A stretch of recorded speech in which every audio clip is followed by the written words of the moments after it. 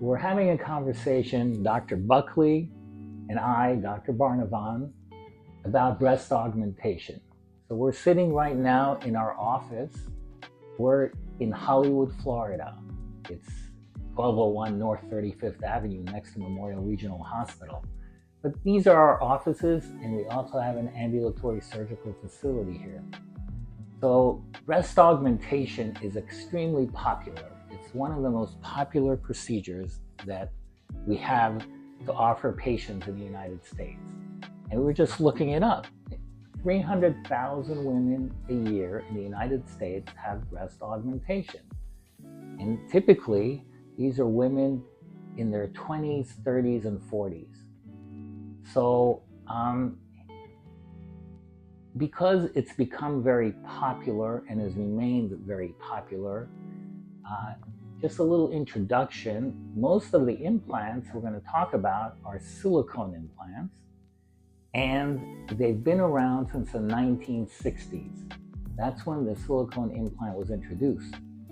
But they've undergone a lot of changes and iterations, and now we have better implants to use. Implants that are silicone, but there are also saline implants available. So Dr. Buckley is going to probably talk more about that later, but we want her to explain the patient's perspective and why women desire breast implants. Because you can kind of be a little more concise about that than maybe me. Sure. Well, we're excited to welcome you to meet with us and have a chat about breast augmentation. When you come in and meet with us, we'll sit down. You'll have time to express what your goals are and what you'd like to achieve with your procedure. That will then be a time where we'll go through very thorough history with you, including your medical and surgical history, as well as any breast history for yourself or your family, and any relevant imaging that you've had for your breasts in the past, if that's applicable. We'll then go forward and we'll do an exam with you, so that way we can get a sense of for breast measurements, your skin quality. These sorts of things help us decide what type of implant might give you results that can achieve your goals that we discussed. We'll then go through together and we will go over the several options of implants, like Dr. Barnavon mentioned. Saline being an option, but silicone also being more popular nowadays. There's also a variety of volumes to choose from. So this is a time where it might be helpful if you have specific examples that you'd like, or breast size, shape, volumes that are appealing for you. You could show us photos. So if you want to bring some on your phone or print it out, we'd be happy to look over those for you. Your exam kind of gives us a sense of if that's something that we can achieve safely and with the products that we have available.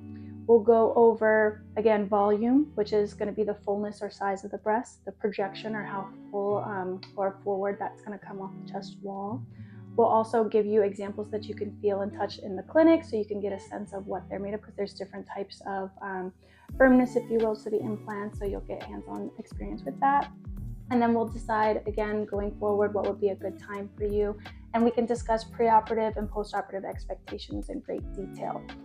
A very common question we get is downtime and what you can expect with that. So it's something that, the first week will be very close and available with you anytime if you have questions.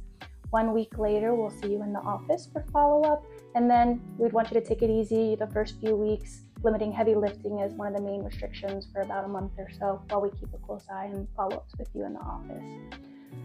In line with all of that, there are, again, different techniques in terms of incision placement and where the implant actually goes, and that's going to be something Dr. Barnavon will review with you in a little bit more detail. Thank you. So, as a woman, what I've been seeing, and maybe you can echo that, is that in the past we were seeing women desiring very large breasts, and I think trends are changing a little bit. I think what I'm seeing in my practice, and maybe you can echo that, is a desire to have more limited augmentation. So in the past, where we were using maybe 400 or 500 cc implants, we're using now 250 to 400 cc implants. So I think this is a part of the choice the women are making to look a little bit more natural. Because anytime we put an implant in a breast, we're now introducing a material that's not perfectly natural. And the more we have of the breast tissue and the less of the implant, the combination becomes more natural looking and natural feeling. So that's the key with breast augmentation.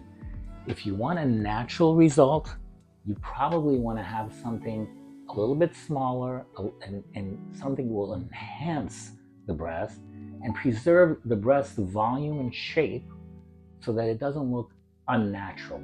And I think that's kind of where we're heading these days. And people are over the Baywatch, Pamela Anderson Lee look.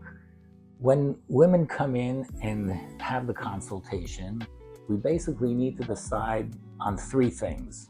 We need to select the implant and the size and the shape and the type of implant that you were talking about, but we also need to decide on the access route, how we're going to put the implant in the breast. And typically there are three access routes. We can either go through the inframammary fold approach, that's under the breast, which is the most common approach. But the downside is there's going to be a small scar in the inframammary fold. Typically, though, it's fairly well hidden. Or we can go through a periareolar approach. That's an approach that's from around the nipple areolar complex. And typically, that leaves a scar around the areola in the transition zone with the normal skin. And that's typically fairly well concealed, especially if tiny bikinis worn, etc. Then the third approach, which I like very much, is a transaxillary approach. We make the incision high in the axilla so that it becomes a hidden scar. And when it matures, that scar is almost imperceptible. It's really hard to detect. And sometimes I'll see patients that, I put that scar there myself. I made the incision. I can't even find it. It's that hard to detect. So those are the three major approaches. There are other approaches as well, like transumbilical or from an abdominoplasty incision, but those are rarely used. Two more things we want to discuss, and that will determine some of what we're going to be doing in surgery. So one of the things that we want to always figure out is if the patient needs a breast lift operation, or how much asymmetry there is between the two breasts. So for instance, if a woman has a nipple that's slightly lower on one side than the other side, and she doesn't want an incision on the breast, a lifting operation, we have to adjust the implant placement to account for that. And sometimes we'll accept a slight asymmetry of the breast for not having a scar on the breast. Often women have a very ptotic breast. Now I see some women, who are very young, and you do probably, and they don't have any sagging of the breast or no significant sagging of the breast. So all they need is augmentation. But when they do have sagging of the breast, we need to often perform a lifting procedure, and that may dictate which of the approaches we use. So if a patient has a lot of asymmetry, how do you feel about that? Do you think that we should ignore the asymmetry and just put the implants in, or should address the asymmetry? How do you approach that? Yeah, I think that that's a very common thing we're seeing. Of course, it's very natural to have some asymmetries. You'll hear time and time again in breast consults that breasts are sisters, not twins, and that they look similar, but there's always going to be subtle asymmetries. When this happens, it might be a millimeter or two, something that's imperceptible to you, or something that's not a bother to you, in which case we can put in implants that are going to be the same size without a lift. But we're seeing, very frequently women that have ptotic breasts, whether that's after having children, whether that's after massive weight loss, or just with aging. It happens. So it's something that we're able to correct for you. If it's something you'd like to have done at the same time, in which case you'd have the implant placed and then the lifting procedure can be done simultaneously. Now there are again multiple variations of that lifting procedure and how that's done, which Dr. Barnavon can go into more detail with. And again, that's something that we're going to consider that, as well as where we're going to be placing the breast implant. Now the breast implant can be placed either behind the muscle, the pectoralis muscle, which is the on your chest wall or in front of that muscle and under the breast gland. These are two approaches that are used very commonly, whether it's in breast augmentation, reconstruction, etc. And there's different indications for both. So we'll go over all of those with you in your consultation. But again, back to the choices, Dr. Barnavon will go into more detail about the lifting procedures. Yeah, so exactly. So the major decision point is, where are we going to place that implant? And it depends on the kind of implant that we have and how much tissue cover we have. Because as I mentioned before, the implanted breast is now a combination of natural tissues and an implant. And implants are not perfect. They are a good facsimile, but they have more of a round shape. They do have an edge, and they do tend to ripple if they're very soft implants. So the more cover we have over an implant, the better the transition zone and the more natural looking and feeling the implants and breasts are. So if there's very little tissue cover, very thin skin and subcutaneous tissue, then we want to place the implant maybe deeper, in a deeper plane, and the subpectoral plane is traditionally the one used. I've done for many years many transaxillary or inframammary fold or periareolar incisions to place the implants in a subpectoral position. And that was our preferred position for the longest time, because there are less complications of capsular contracture typically in the subpectoral plane. But it's a more unnatural plane because that plane creates a little bit of an animation deformity in many patients. And I don't know how you feel about animation deformity. It's usually well tolerated, it's not a problem, but every time a woman flexes her muscle, it'll displace the implant. But then there is more cover. So a new plane is developed over the past 10 years. We've also been using the subfascial plane, which is a deeper prepectoral plane in front of the muscle, but under the gland and under the fascia of the pectoralis muscle. Very controversial. Some people love it, some people hate it. I don't know how you feel about it. I think it's a reasonable option in the right hands. Okay, so I've been using subfascial augmentation in many patients. I think there is a role for it, but it's harder to get into that plane. It's a little bit more of a dissection. So typically, if a woman needs a lifting procedure, we're going to use the lifting procedure incisions to access the breast, and that gives us a very wide area to place the implant. So that's where I think, in my hands, the subfascial position becomes more appealing. So we'll do an augmentation in the subfascial plane and a simultaneous lifting procedure, which will leave scars on the breast. And that's the trade-off. A woman's got to accept scars on the breast or a shapelier breast, and typically the scar will go around the nipple areola complex and at least a short way down to the inframammary fold, the vertical, sometimes even a short transverse incision. It depends on how much sagging we have. So in those instances, we combine the two procedures. Now, there was a time, I don't know how you feel about it, where people were saying the incidence of reoperation on patients, that you do a lift procedure and an augmentation at the same time, is about 30%. And that's from our national survey of all the plastic surgeons in North America. And there's a good reason for that. It's a high likelihood that the implant will settle differently than the soft tissues.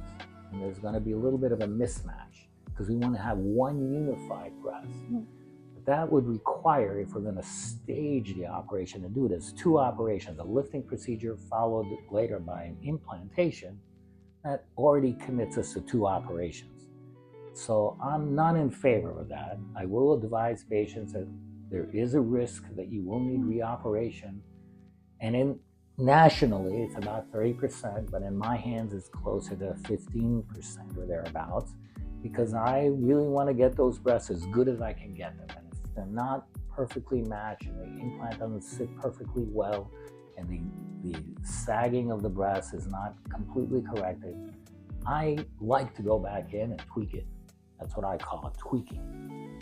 How do you feel about that? I completely agree. I think, the two-stage procedure, right off the bat, you're obviously guaranteeing them 2 operations, but if you do the augmentation and the lift at the same time, again, if 30% is where it is for the majority of people, that's 1 in 3. It is obviously a little bit difficult when you are that 1 in 3, but it's usually a quicker procedure, less recovery time after that.